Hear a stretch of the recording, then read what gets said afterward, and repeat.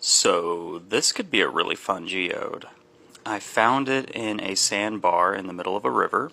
It was light enough to have washed down, but it's also got some form of liquid inside.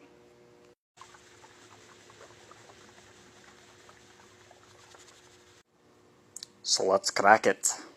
Okay. Oh!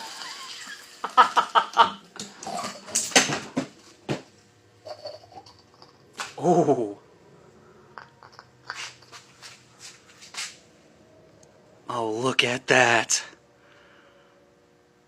Oh. That's one of the best geodes I've cracked from there. It's amazing. Who knows how long that water was inside.